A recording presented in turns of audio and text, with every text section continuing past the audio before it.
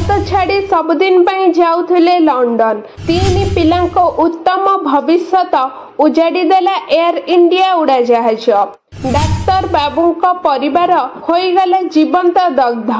गुजरात अहमदाबाद रे घटिथिबा भयंकर air India विमान दुर्घटन राजस्थान बांसवाड़ा जिल्लार गोटे परिवार 5 जन सदस्यों मृत्यु घटी। मृतकों मध्य स्वामी स्त्री सेमानंकर 2 चमज झियो एवं जड़े पुओ थिले। विमान दुर्घटना पूर्व समग्र परिवार एक सेल्फी नैथिले जहां सेमानंकर शेष सेल्फी होइगला।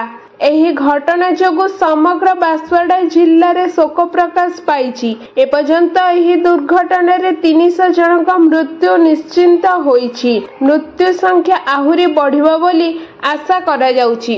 तेबे गुरुवार दिन अहमदाबाद रु लंडन जाउथबा एयर इंडिया विमान AI-171 उड़ान आरंभ करिवार किछि मिनिट परे दुर्घटनाग्रस्त होइथिला। लंडन रे पेशर डाक्तर थिबा बांसवाड़ार बासिंदा प्रतीक जोशी एही विमान रे थिले। ते तांको पत्नी कोमी व्यास, जमज झियो मीराया जोशी एवं प्रद्युत जोशी एवं पुओ नकुल जोशी सहित यात्रा करुथिले। विमान उड़ान पूर्व सेमाने एक सेल्फी मध्य उठाइथिले, जहा एबे सोशल मीडिया रे भाइराल हेउछि। एही दुर्घटना रे समस्तंकर घटनास्थल रे ही मृत्यु होइतला। डाक्टर जोशी परिवार सबुदिन भारत छाड़ी लंडन रे बसति स्थापन करने को जाउथबा बेले विधिर विधान किछि थिला विचित्र। सेमानक भाग्य रे लेखा थिला किछि अन्य कथा।